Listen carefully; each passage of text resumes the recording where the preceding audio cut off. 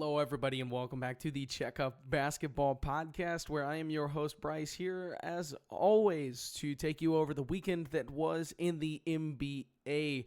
Now, if you pay attention to the podcast, you know that last Friday, I uploaded a big NBA trade deadline reactions pod. That was a lot of fun to do. You should go check that out if you haven't already, if you want my opinions on every move from the NBA trade deadline. But this week, this Monday, we are back to actual basketball. We had a fun weekend of basketball. As always, we're going to hit some news up top. We don't have anything crazy to talk about, but some things that are important or could prove to be very important down the line. We'll get to that in just a moment. And then, of course, as always, we're going to go through a few takeaways. We're going to talk about what I'm looking forward to. And then a new addition to the end of the podcast is I want to do a little bit of an NBA draft check-in at the end of every episode. So I'll kind of have probably one prospect or like a topic, you'll understand what I mean, relating to the NBA draft that I want to talk about at the end of every episode. So we're going to do that moving forward just because I love the draft. I love to talk about the draft, and I want to flesh out my draft philosophy, understanding, and prospect analysis a little bit more. So we're going to try to do that at the end of this podcast. But that's for later. We got plenty of things to talk about right here up top. Like I said, a couple of news items that could be big news. Let's start with the first one, right? And it was kind of reported today. I don't know who has the reporting, so I do apologize for being unprepared in that regard. But it was reported that the NBA is going to hold a vote this summer. The owners are the NBA's Board of Governors on expansion. And this could be league changing. Expansion drafts. We haven't had expansion since the 90s. So, and last time that we did expansion, we, of course, had an expansion draft in which NBA teams elect to protect 8 players on their roster and then leave 7 others to the pick of the expansion teams. It is said that, the two teams, or 2 cities rather, the 2 markets most likely to get a team would be Seattle and Las Vegas, which we've known and has been rumored for some time, so nothing shocking there. This could obviously change a lot of things in the NBA, depending on who decides to protect who. Every team is going to have to make those tough decisions. We've already seen fun discourse pop up about, should the 76ers protect Joel Embiid in that scenario with the big contract that he has? Who knows? Who knows what kind of drama and rifts will come from this? But I assume that they will vote to proceed with expansion in the summer. We'll get 2 teams. The other big thing with the 2 teams that they would be adding is with teams in Las Vegas and Seattle. Theoretically, that means that the NBA is going to add 2 more Western Conference teams, and that would imbalance our conferences, of course. So somebody's got to move to the Eastern Conference. Somebody's going to get lucky. Minnesota, New Orleans, Memphis, those are kind of the big candidates. That would be huge for Minnesota, obviously, if they could move to a less competitive conference where they could still be a really dominant team. That would be an interesting conversation to have. But yeah, it looks like expansion is going to move forward in the NBA. It's something that a lot of fans have theorized for a while. There's just too much talent out there and too many good players getting cut by teams, not enough minutes to go around, and this seems like a very logical path forward for the league, which has been on a big linear kind of growth since 2016, really. So we'll see where that goes in the summer. That'll be a topic for then. I don't think it's too interesting to talk about now, but something to keep our eyes on, something to keep in the back of your mind. But yeah, that'll be fun when it comes around. But no more words really need spoken on that. Just keep it in the back of your mind. Took it away there. We're going to move on to a couple other news items. We have a couple of NBA players returning or ramping up to return from injury. It was reported today that Jayson Tatum had been sent to practice with the Maine Celtics, so the Celtics G League team. This is a new development, obviously, in Jayson Tatum's rehab, although Brad Stevens and Jayson Tatum recently have both said, this is still a process.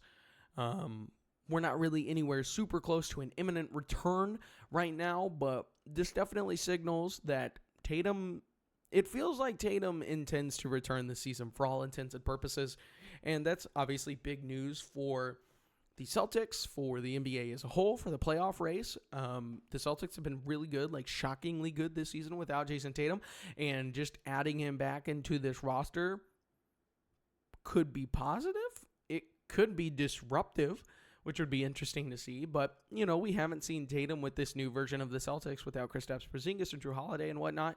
And I think it's important to be cautious when players are returning from injuries, catastrophic injuries, especially like an Achilles, which has a reported year and a half timetable to fully heal and get back to its pre-injury, range of motion and power and whatnot. I think it's important to just recognize that when these players are returning from injuries. Jayson Tatum's not going to come back and immediately be himself. So something to keep in mind. I don't think the Celtics just adding Jayson Tatum back in is going to immediately vault them to a tier 1 contender, but it will be good for them to get back a guy who, with the Celtics last year and the years before when they won the championship and whatnot, he's very much a do-it-all guy. He's arguably a top 5 player in the league when he's at his absolute best. He's an elite shooter, scorer from all over the floor. He's a great passer. He's turned himself into a very strong defender. So even if he could just be a guy that comes in and be is this connective piece for the Celtics, that could be really important for them and kind of let Jaylen Brown have this season as the primary scorer on the team. Or he could come back in and egos get in the way and chemistry is disrupted and everything falls in flames. I don't foresee that happening. I think Tatum is a smart guy who's conscious of what his team is doing right now. Without him, he's had a lot of comments, I feel where he kind of just wants to let them be them and let them do their thing. So I don't foresee any chemistry issues, really, really being a thing when he comes back. But there's always a possibility and something we need to talk about. But yeah, no imminent return right now, but this is a big step in the process for him to get back. So, shouts to Jayson Tatum. I mean, this would be an incredible recovery time from a injury as bad as the one he suffered in last playoffs. So we'll see moving forward what happens with him, how long it is before he's back. I have no idea because I don't think anybody's returned from an Achilles this fast in NBA history. So we shall see. Other fun injury news, I guess not fun injury news, but Nikola Topic, who still has yet to make his NBA debut. He was a rookie selected in the, I think with the 12th overall pick by the Oklahoma City Thunder in the 2024 draft. He had a torn ACL right before the draft, and so that kept him out his entire rookie season, which is really unfortunate, but he was a guy in that 2024 draft who a lot of people had as the number 1 overall pick, or definitely a top 5, top 3 prospect. So a guy who was highly touted coming out of Europe in that draft. Torn ACL, didn't play his rookie season. And then right before the start of this year, had a very, very unfortunate and shocking cancer diagnosis, which is really sad. Obviously, I'm super happy that everything was identified early, soon, and quick. He immediately underwent treatment and has just been recovering this entire year. And just tonight, he not only practiced with OKC's G League team, but he played with them. I think he had 9 or 10 points in 15 minutes, 3 of 5 shooting from the field. He, if you know anything about Topic, he was kind of touted as a 6'6" floor general, and his passing and pacing really looked on point. He had a pull-up 3, so he looked good, and I'm just happy to see a guy it's so unfortunate. He's so young, probably 20 years old, 20, 21, something like that. He can't be very old. This is only his second season, and to have a cancer diagnosis, which is just horrific so early in your career, I'm happy that it's resided already. Everything is solved, and he's back there out on the court. It's super inspiring, and I can't wait to see him actually play in the NBA. So shout out to Nikola Topic, man. Other minor news notes, Alperen Şengün has been selected as the all-star replacement for Shai Gilgeous-Alexander, who is out with an abdominal strain until after the all-star break. I suspect we will get a couple more all-star replacements. Anthony Edwards mentioned last week that he kind of wanted to take the all-star break off and not play in the game, so we'll see if he elects to do that or not. I think Steph Curry is also a candidate to be replaced, so we will see what happens with him.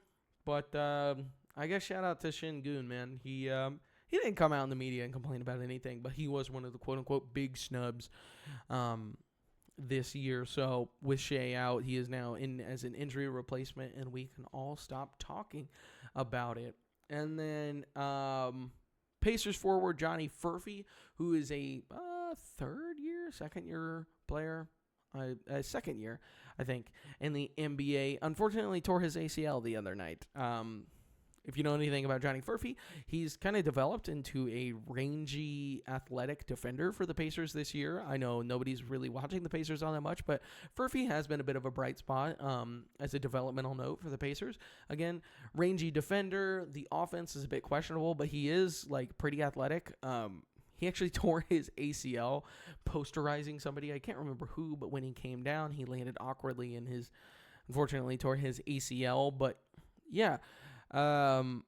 Unfortunate news for the Pacers. We shall see if Furphy is able to recover in good time, and he'll probably be back sometime around Christmas time, next NBA season. So unfortunate for them, unfortunate for Furphy, who is having a nice, solid second year in the league, but hopefully he heals up well and he is back before we know it. That's all the news, little spots of things I can find to talk about. I want to go ahead and dive into our takeaways.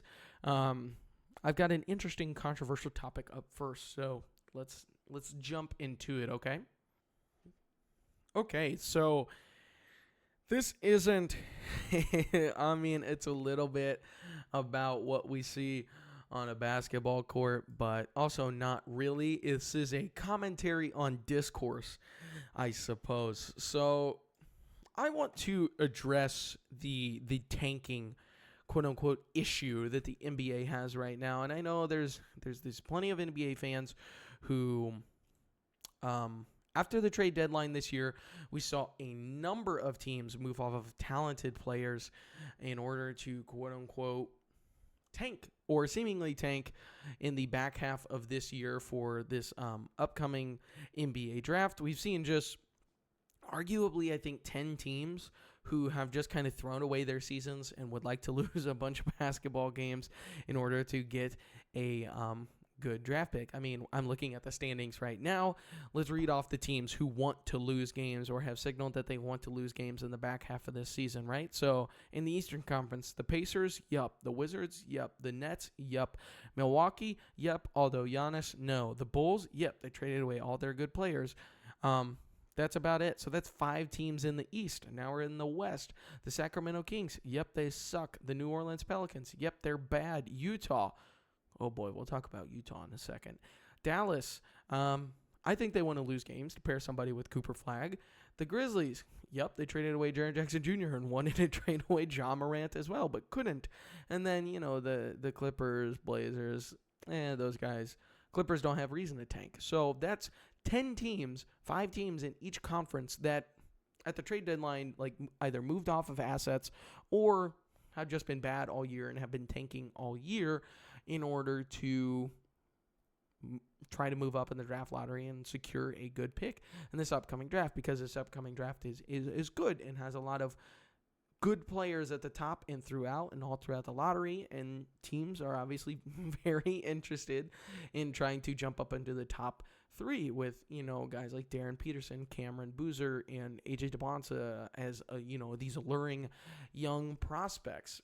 So this has spawned some discourse, and specifically the Utah Jazz have spawned some discourse about tanking and what it means to the NBA and what it does to the beautiful game of basketball. The Utah Jazz in particular have been egregious. So let's be clear about what tanking is. I guess maybe you could be listening to this and you're not thinking about what tanking is. So tanking is just losing games on purpose, right? And in the NBA, it's become much more of a trend over the last 10 years or so, really since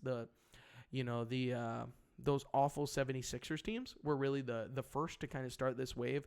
Sam Hinkie, way back when, shout out the Sam Hinkie 76ers, had these just purposefully very bad NBA rosters in order to lose a bunch of games in the regular season so that they could get a good draft pick. And it's become very popular to strategically tank, which means you may have talented rosters, you may have slightly competitive rosters, but you don't think they're good enough for whatever reason, or maybe they just aren't good enough to contend for like playoff spots or a championship or whatever. So you sit your good players, or you play them in weird rotations in order to ensure that you lose a bunch of basketball games so that you can try and get a good pick. The Utah Jazz have come under particular ire, especially since trading for Jaren Jackson Jr. And here's the thing with the Jazz, right? So the Jazz this year, their draft pick is top 8 protected, and it goes to the Oklahoma City Thunder if it falls outside of the top 8. I believe currently the Jazz are 6th in the standings. So the Jazz, at the trade deadline, they go out and trade for Jaren Jackson Jr., who's a good player, former All-Star, DPOY, all of those things, signaling that, like, hey, we want to start being a little more competitive. We want to start winning some basketball games sometime here soon. And yet, in but they trade for a good player in Jaren Jackson Jr., but they don't want to win too many games because they don't really have a chance as it stands right now to make it into the play-in. The Jazz are currently 17-37. The 10 seed Clippers are 25-27. That's just too much ground. They're 9 games back of the Clippers in the play-in right now. So they really have no chance of making the play-in, even if they tried their damnedest to win every game. So, and if they try to just win a bunch of games going down the stretch here, they're just going to hand over a lottery pick to OKC. So what do? They are trying to lose basketball games. And particularly, it's been not just sitting their good basketball players, but guys like Lauri Markkanen and Jaren Jackson Jr., their 2 best players, the past 2 games on Saturday and Monday night tonight, they have just completely pulled them from the rotation. Will Hardy has in the third quarter. And then, on Saturday, the Jazz go from winning by 10 or 12 points at some point in the third quarter to losing the game. And then tonight against the Miami Heat, they were up when they sat Jaren Jackson Jr. and Lauri Markkanen. The Heat kind of come back, but the Jazz bench guys actually end up pulling this win off. But it just seems extreme. Like, you can't talk this away. So when other teams tank, right, a lot of times what they do, and what the Jazz have done, is you just make up injuries for your guys. This guy has a sore knee. This guy has a sore back. This guy sprained his ankle. We're going to sit him for a few games. And maybe sometimes people have real injuries, but you're just like, take your time coming back from injury. But the Jazz, no. They are going into these games playing their best players, playing their starting lineups a lot of minutes, winning basketball games, and then inexplicably pulling their starters from the game. Jaren Jackson Jr. and Lauri Markkanen did not touch the floor in 2 clutch time games over this weekend. Their best players didn't touch the floor.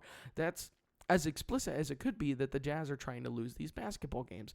And this has spawned a lot of discourse about like tanking and how to eliminate tanking, and that we need to get rid of tanking and de-incentivize teams from tanking. A couple of years back, the NBA actually flattened lottery odds.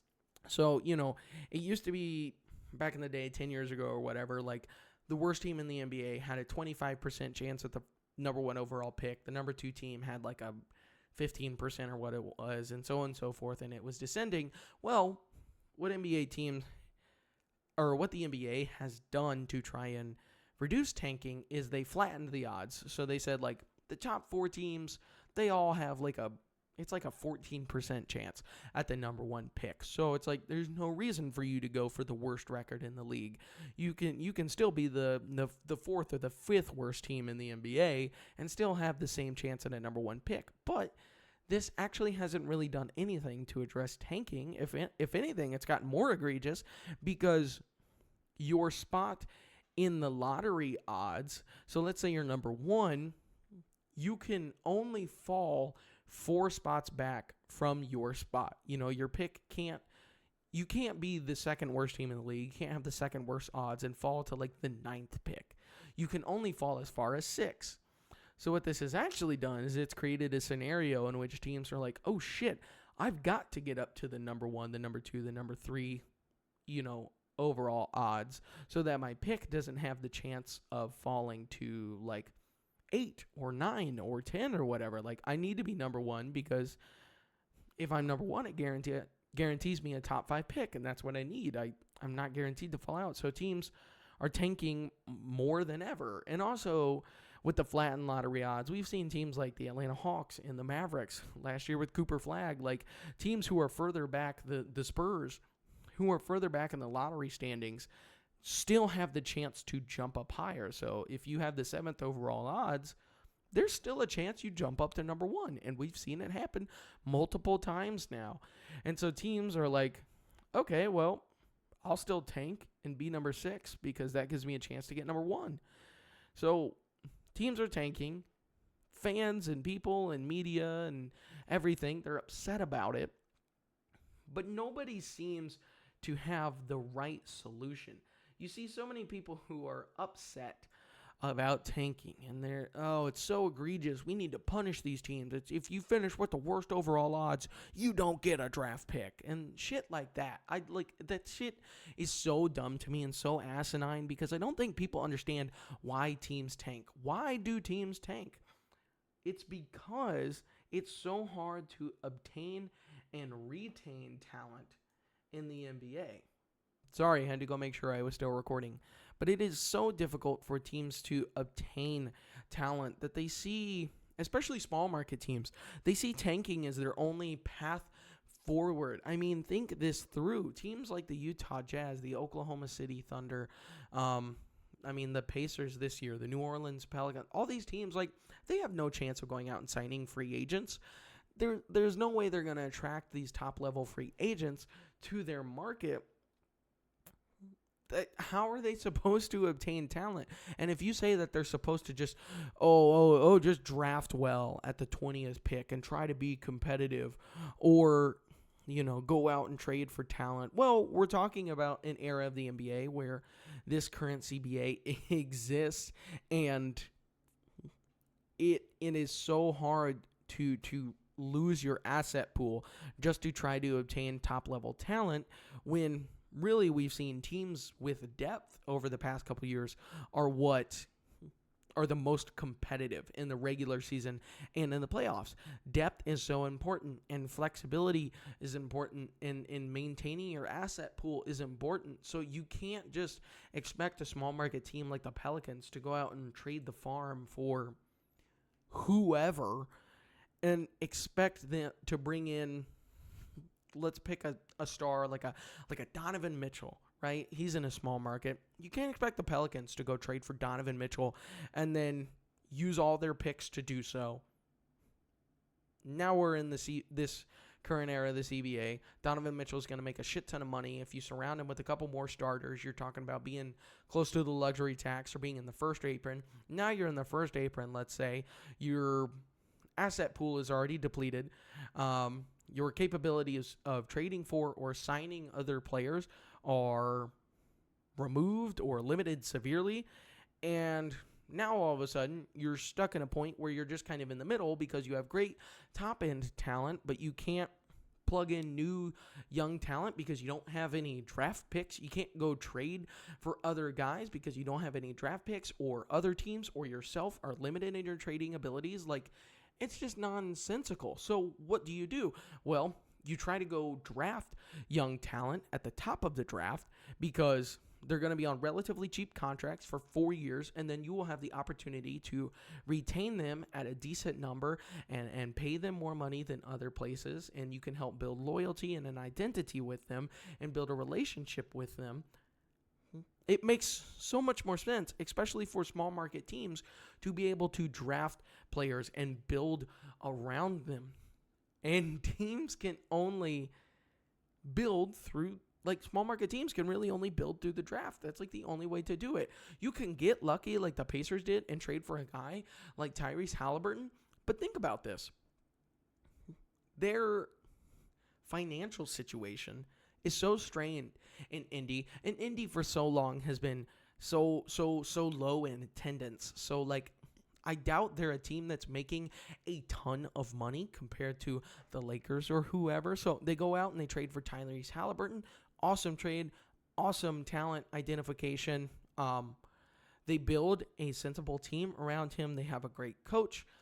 They go to the finals and they lose. And then they go into the offseason.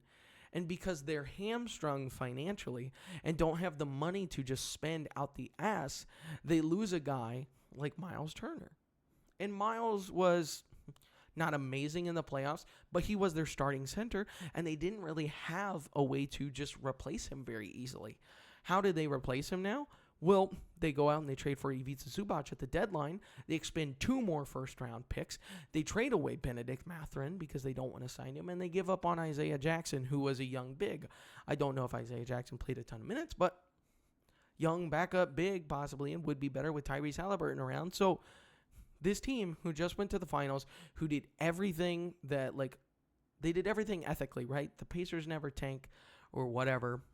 They did everything ethically, and still they're left in a situation where now they're kind of hamstrung on draft picks, financially don't have a ton of money to spend, and are pretty close to the luxury tax, and are a team that historically doesn't pay the tax. So now, like, their team with Ivica Zubac, it kind of is what it is. This is a team that just went to the finals. They're still young, but they're out of draft picks. They're out of money to spend. They're quickly losing flexibility. What do they do if, like, everything just doesn't work? You know, like,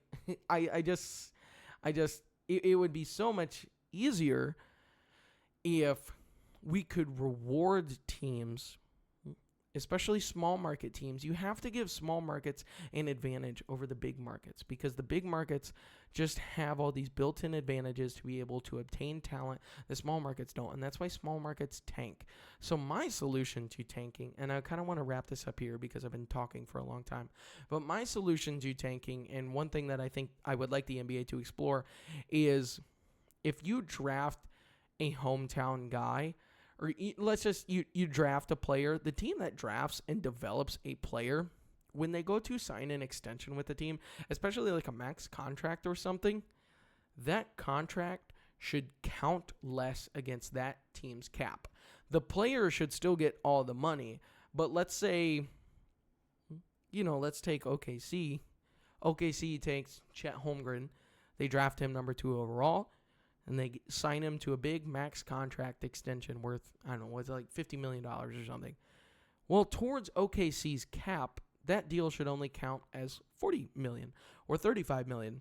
Chet still gets paid the $50 million, but now OKC retains a little bit of flexibility for drafting smart and being a smart organization, and now they have the ability to retain more of the rest of their roster, because OKC is looking at a situation in the offseason where they may be moving off some of their young talent like Cason Wallace or Lugan Stewart, that they can't retain these guys because it's too expensive all of a sudden. Even though they've done everything right and they drafted well, now we may be, OKC may be a bad example, but these teams that fall apart, the Grizzlies fall apart because they were super expensive. The Magic are about to do this, where, like, they get super expensive super fast with all their young guys, and now they can no longer place talent around them. The Magic are about to run into this.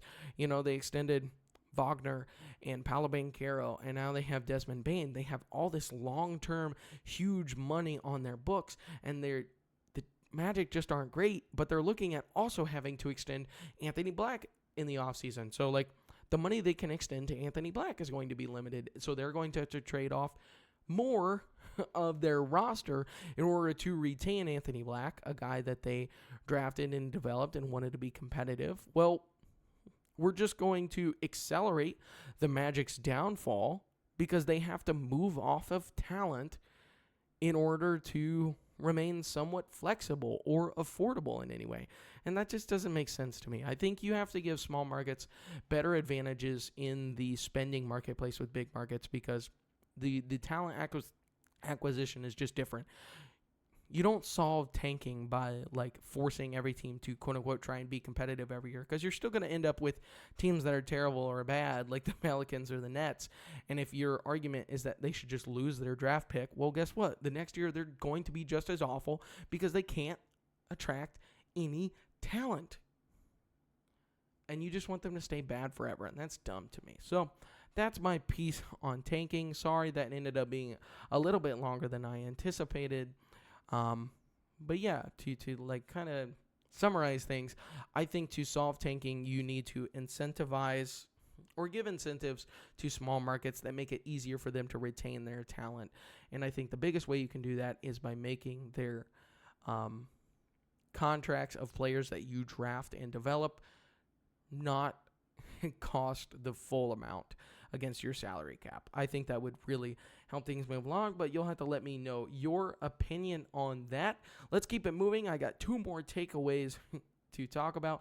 Actually, I think I'm just going to do 1 more takeaway because it's kind of another big takeaway, and this podcast is already a little longer than I wanted it to go, so we're going to do 1 more takeaway because, like I said, it's a pretty big topic. We're going to talk about several teams and several players, and that will be the podcast for the week. So the next thing on my bulletin board is to talk about some of the we had a couple of players, a lot of players, switch teams at the trade deadline. And now that those teams are starting to play games, we've seen some of these players with their new teams. And I kind of want to just talk about what I've seen so far, some of my favorite guys, some of the most interesting guys. I have 4 players to talk about. I tried to do the big ones. We haven't seen all the big ones play yet. But we're going to start with Jaren Jackson Jr. in Utah. So this one's been interesting to me. Jaren Jackson Jr. hasn't had the 2 of the best plays, or I say 2 of the best games of his career, but the Jazz have been doing the weird finagling with their roster to try and lose both of these games. They've won 1, they lost 1, and I think the fit in Utah has been interesting with JJJ. I think the first thing I noticed is that it's kind of pushed Lauri Markkanen out to the perimeter exclusively, and JJJ is taken a ton of shots. I haven't loved his shot selection so far. He's not getting all the way to the rim. He's taking a ton of hooks so far, and he's been really, really inefficient on them. He is also just gunning from 3. There's some threes he's been taking where he just lets this thing fly as soon as it touches the tip of his hands. I think that'll be good for the Jazz next year when they're actually trying to win basketball games. For right now, it looks a bit up and down, but yeah, I am curious to see how the Lauri Markkanen and Jaren Jackson Jr. thing works out in the long term. I don't think, as of right now, they look like a perfect fit together, those 2 guys. You know, the Jazz are also playing, I think, without Keontae George right now, so they're missing the other part of their big 3-headed monster that they've built in Utah, so that could change some things. And there will obviously be we're only 2 games into this, and Jaren Jackson Jr. hasn't had a ton of time to practice and play with these guys, so things are gonna look a bit awkward at first. But I haven't loved it so far this year in Utah. I probably won't because, again, the Jazz are just playing a bunch of weird lineups. They're not really trying that hard to win games, so I don't know how to judge this fit super well. I think defensively it has looked nice. Having Jaren Jackson Jr. next to a nice healthy center, especially a great rebounding center like Jusuf Nurkic, has been beneficial to him. It's allowed JJJ to kind of return to that roamer role that he was so good at when he won the Defensive Player of the Year next to Steven Adams. And, Jusuf Nurkic has just been swallowing up rebounds, really helping to limit JJJ's deficiencies on that side of the ball. So I think the defensive fit is going to be pretty good. I need to watch more to see what the Jazz will kind of look like with Lowry on the wing a lot more defensively. I don't have a ton of opinions on that, but I that's something I'm kind of clocking to see what their perimeter defense looks like. But the rim defense, I think, will be really good. We've got good returns on that already. But yeah, the offensive fit might be a tad bit clunky or weird. I think for the most part, Lowry and JJJ have looked the best when they are not sharing the court together, and I think that could have been anticipated. I did want to read off JJJ's stat lines just so you can kind of get an idea of what the efficiency has looked like. So in his game against Miami, he tallied 22 points, 5 rebounds, and 3 assists, but that came on 7 of 19 from the field, so 36% from the field, and 2 of 7 from 3, 28% from 3. Not good efficiency, especially for a guy who's 6'10", but that's kind of always been JJJ's issue. But yeah, this will be a bit more of a long-term study for me to kind of see what they look like moving forward, and especially next year, because the Jazz just don't have a ton of interest in winning games this year, so I don't know how much we can dive into and evaluate this fit. But yeah, I think I clocked this as just like a very weird and surprising trade to me at the trade deadline. And so far, it's looked like a bit of a weird fit. So we will see. I'm going to keep my eyes on this one. Hopefully, they continue to play some minutes because I am intrigued to see, what it looks like with 3 7-footers on the floor, basically. But I think that's all I kind of had to say on JJJ. Not a ton of crazy. I don't have any super strong opinions, I guess. And again, it's only 2 games, so you shouldn't have strong opinions after this. But let's move on to another guy in a new situation. All right.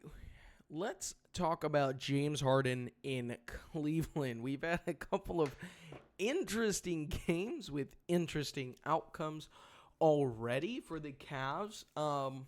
They won against the Denver Nuggets tonight, and that was a relatively healthy Nuggets team at home. So impressive win for me. They were down like 10 points with like 4 or 5 minutes left, and then the Cavs just kind of stormed back into this one. James Harden was pretty good for them down the stretch, hit a couple of big shots, one really big shot tonight, and that was good and all, but it's going to be interesting for Harden in Cleveland. I think where Harden is going to be most beneficial is obviously secondary units without Donovan Mitchell.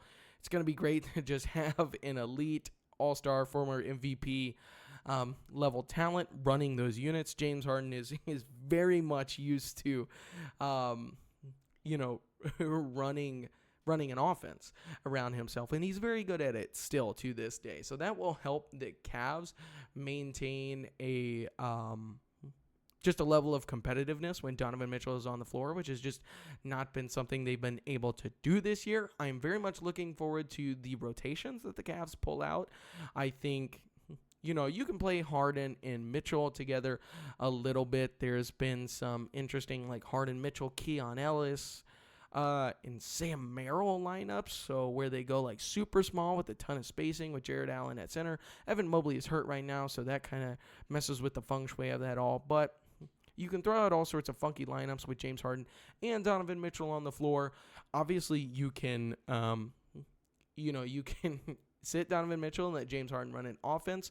I think James Harden and Jared Allen are going to be a great, great pairing because James Harden has just always excelled at getting his big men easy looks at the rim, and the Donovan Mitchell and Evan Mobley pairing is already pretty natural and pretty strong. So slotting in James Harden with Jared Allen will just make a lot of sense and be kind of an easy fit. But I'll be interested to see what other lineups and units that they can conjure.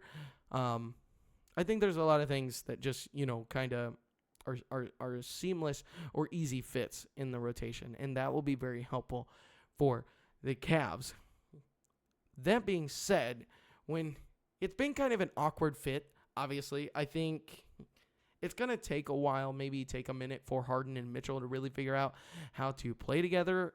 When Harden and Mitchell are on the court together, you see Mitchell's either pushing the pace like he normally does, trying to get downhill and then generating looks off of that. When Harden takes an offensive possession, it goes back to that classic Harden heliocentric style where he just gets a switch out on the perimeter and tries to drive by somebody, collapse the defense, and do a kick out. Donovan Mitchell has been pretty stationary when Harden has the ball, so I wonder, the Cavs last year, especially with Darius Garland, who's like a fast, quick, burst of speed, connective ball-moving point guard. The Cavs, especially last year, had this heavy firepower offense where there was a lot of cuts, a lot of baseline cuts and screening and all this off-ball action and movement and opening up threes and getting to the rim and whatnot. And that's just not Harden at all. And you've kind of seen in these couple of games where Harden takes the ball, especially with Donovan Mitchell on the floor, and it just feels like Cavs don't know entirely what to do. They played an awesome game against Denver tonight. I was really impressed that they were able to not only hit like big shots on offense. James Harden was hitting big threes. Donovan Mitchell was getting big buckets.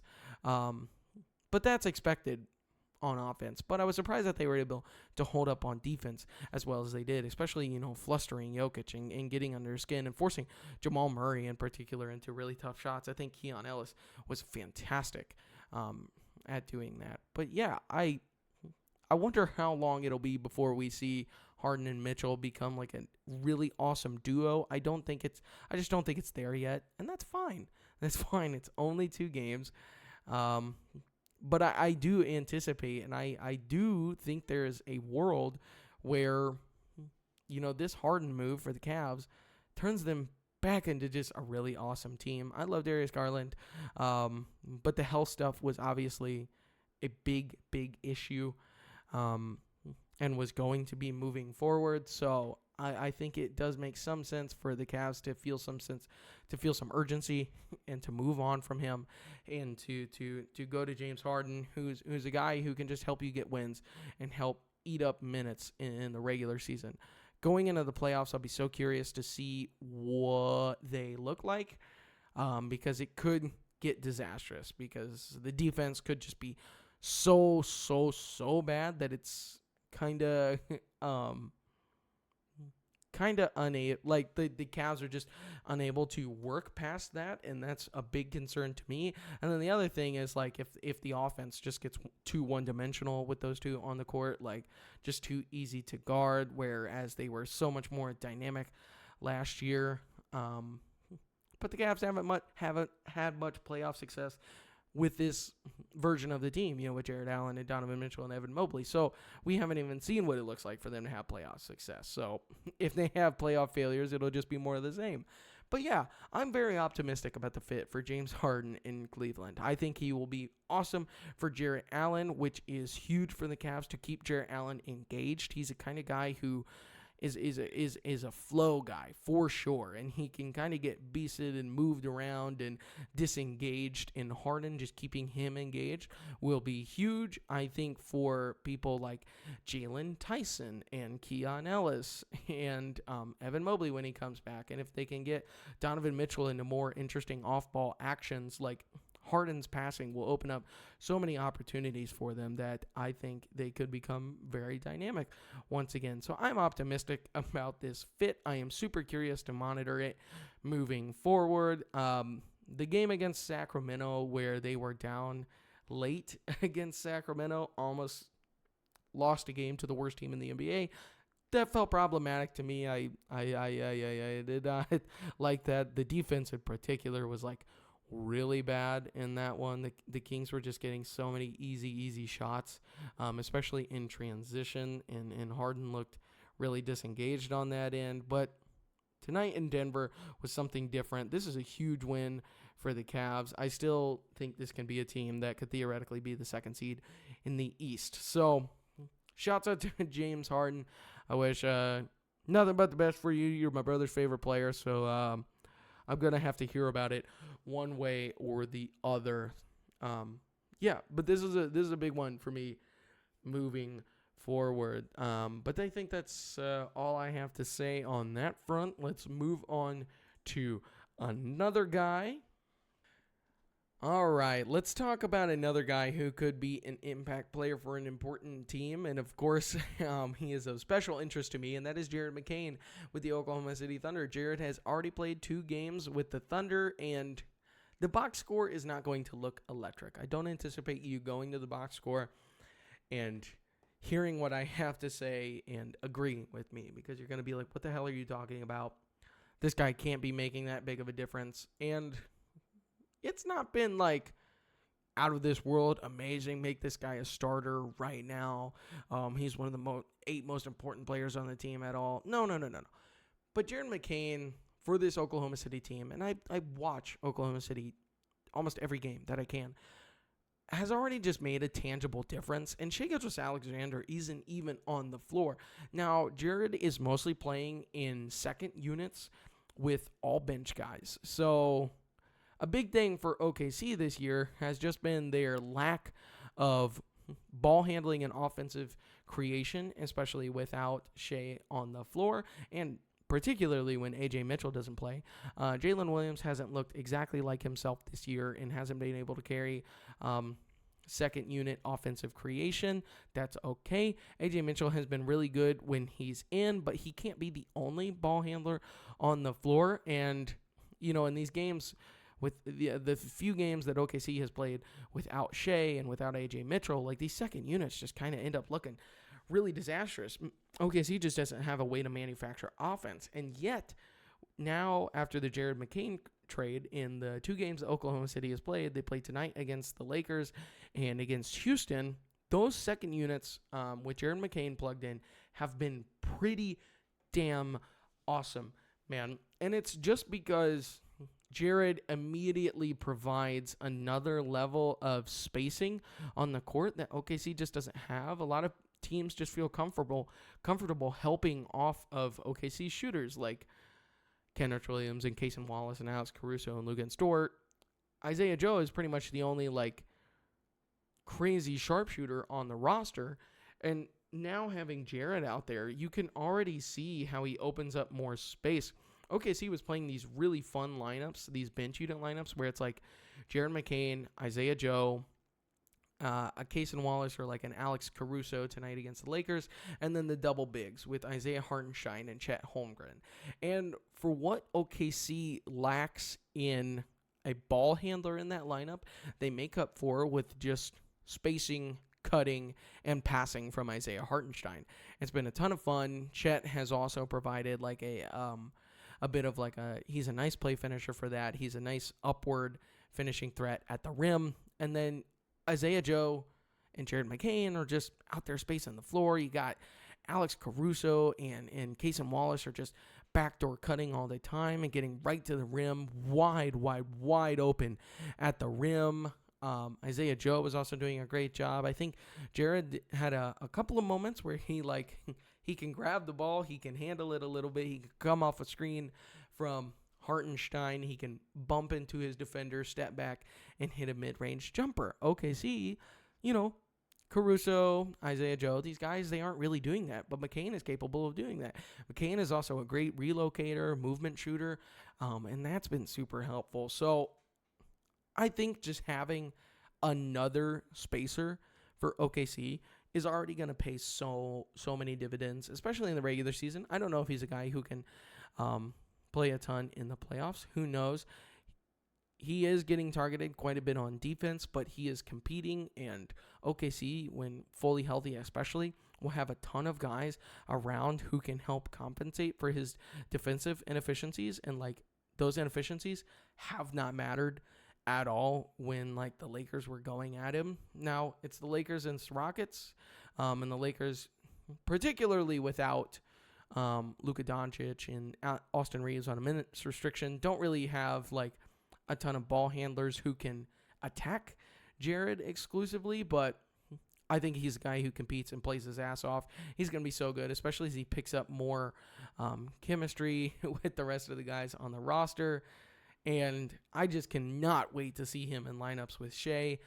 I think there's going to be some killer spacing lineups once Shea is back healthy, and Jared will be a huge part of that. So I'm very, very, very optimistic about his fit in OKC. He's looked solid already. And even tonight against LA, like he came, opened the second quarter, and in the first two offensive possessions for OKC, he hit a mid-range jumper and a three.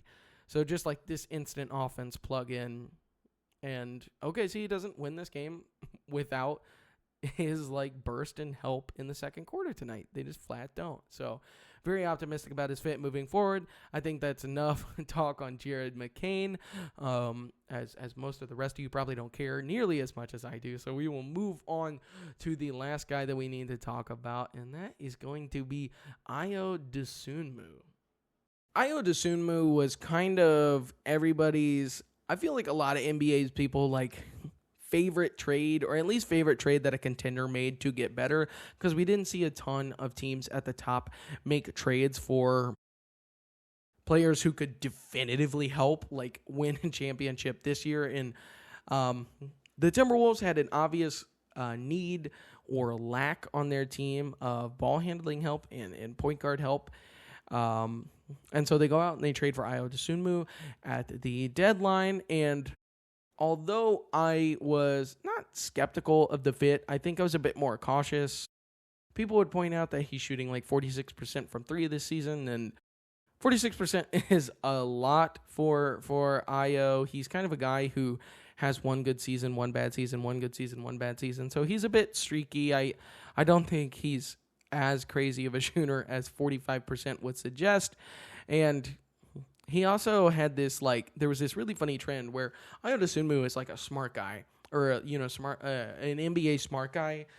NBA smart guy's favorite player, and just the fact that like he's this underrated toolsy bench wing that everybody who is quote unquote smart and knowledgeable about basketball thinks is really good. And I think Ayo Dosunmu is a good basketball player. Again, like 6'5" with a big wingspan. He generates steals. He gets downhill. He attacks with ferocity. He has, when he's a good shooter, it looks really good.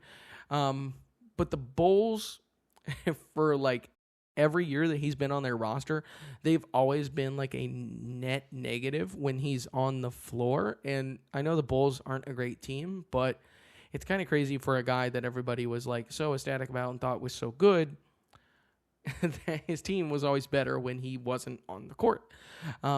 But that was just a little bit of a weird thing. I do think Ayo Dosunmu is a good basketball player. I don't think he's everything that the Wolves needed. I think some of the ball handling stuff is a little bit overrated with him. He's got a little bit more of a loose handle than you would expect. And he's not really a point guard in the traditional aspect that he's initiating a ton of offense and running pick and roll and whatever.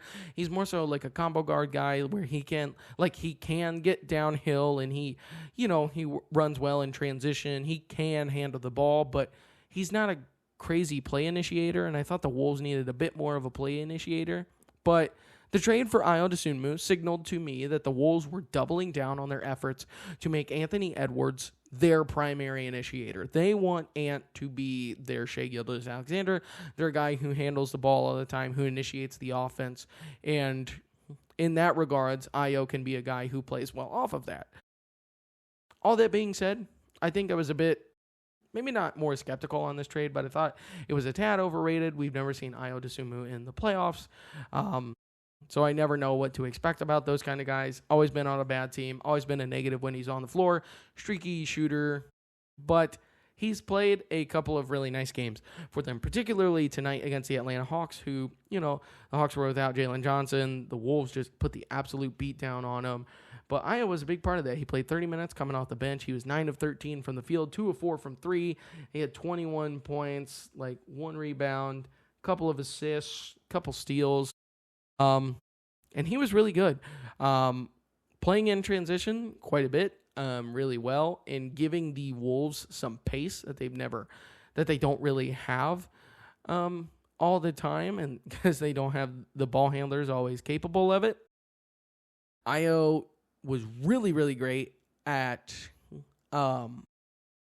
like that secondary playmaking thing where he receives the kick out, and then instead of the rest of the Wolves, role players like your Dante DiVincenzo, even your Bones Highlands and Jalen Clarkson, whatever, most of those guys, if they receive a kick out, they're just going to shoot. But Io tonight was like, yeah, a couple of times he took the three, but a lot of other times he immediately attacked the mismatch or the closeout from the Hawks, and he got right to the rim for an easy basket. And that really gives the Wolves another dynamic playmaker on the floor and ball handler that will provide immense value. So if he can continue to kind of look like he did tonight, obviously I don't think he's going to score 20 points a game and shoot like 70% from the field, but if he can continue to be this guy who hits his open threes when they come to them, generates a couple steals, couple blocks, plays some solid defense, can really get downhill for them, he's going to be of immense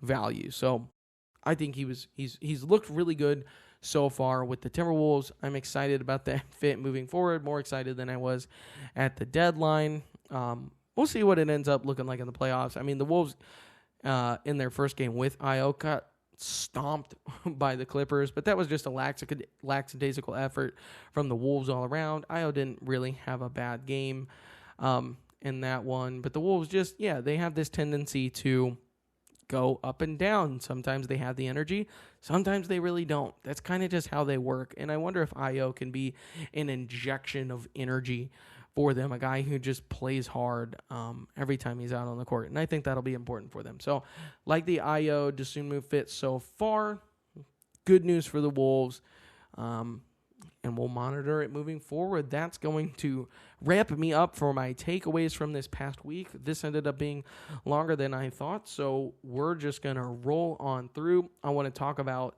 some games and stuff I'm watching coming up, and a couple of other just existential things to keep your eye on as regards to the NBA. Let's talk about some interesting games for the rest of this week. And then obviously on Thursday is our last day of basketball before the All-Star break, and teams kind of get their respite here in the middle of the season. So this is our last week of NBA basketball, and then we'll have like a week and a half long break. We'll obviously have All-Star over the weekend. That'll be fun. Looking forward to that. On Tuesday night, tomorrow night, the Spurs and Lakers play. That should be fun. Wemby in LA is always a sight to behold, although the Lakers will probably be without Luka Doncic, and they're on the second night of a back-to-back, so we'll even see if guys like Austin Reeves and LeBron James play in that one. It could be a dud, but Wemby in LA, there will be a ton of eyes on that. That'll be fun.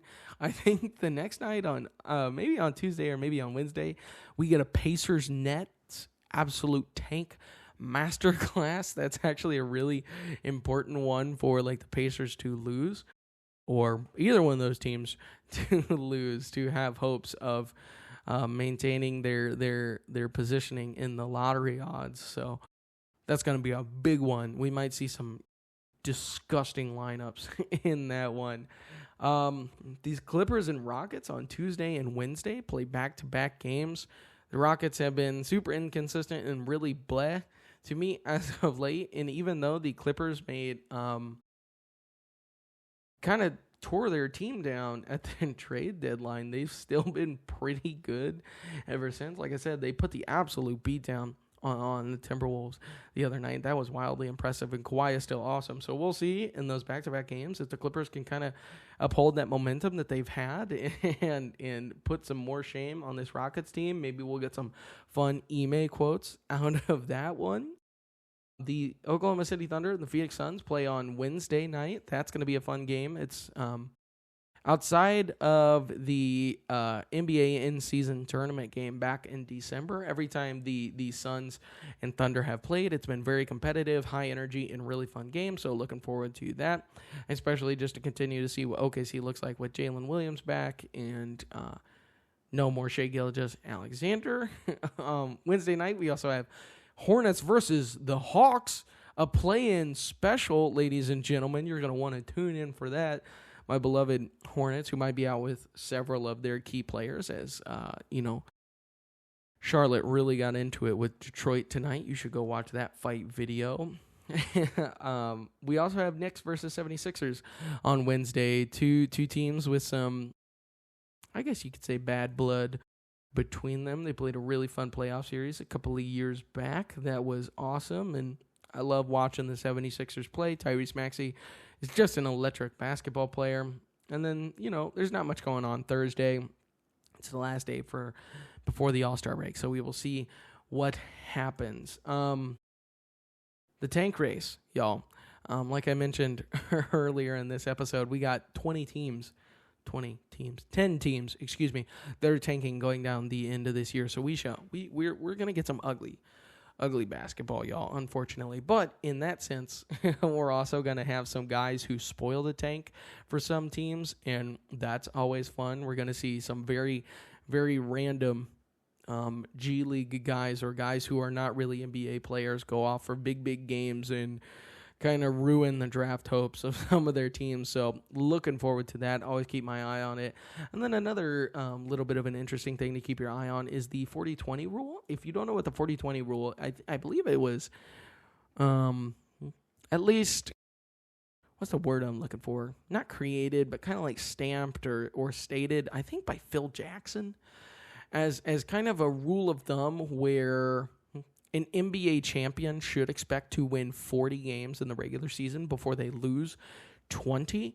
And I think 90%, something like 90% of NBA champions in the history of the NBA have won 40 games before they lose 20. So it's not a hard and fast rule where it's constant, but it's a pretty good rule of thumb for who we can expect to win the NBA championship. The only teams who are clear with the 40-20 rule right now, Detroit is probably going to get there. They're 39-13. They'd have to lose 7 games in a row not to hit. The Oklahoma City Thunder are 41-13, so they're going to hit 40-20. The Spurs are probably going to hit 36-16, but teams like the Denver Nuggets are 34-20. Very interesting, although they've been very injured. The Houston Rockets, 32-19. They are in danger of missing the 40-20 rule. The Timberwolves have 22 losses. The Lakers have 20 losses. And in the East, we got a couple of teams. The New York Knicks are 34-19, so definitely a chance there that they could miss the 40-20 rule. And the Boston Celtics are 34-19 as well. Good chance to miss the 40-20 rule. Teams like the Cavs, and Raptors, and Sixers all have more than 20 losses before they have 40 wins. So really, according to Phil Jackson, the only teams that are in contention for the NBA championship this year are the Detroit Pistons, the Oklahoma City Thunder, the San Antonio Spurs, and then possibly the Knicks and Celtics. So very interesting thing to keep in mind. Obviously, like I said, only, there is still a 10% of NBA champions that have exceeded that rule, beat that rule, whatever.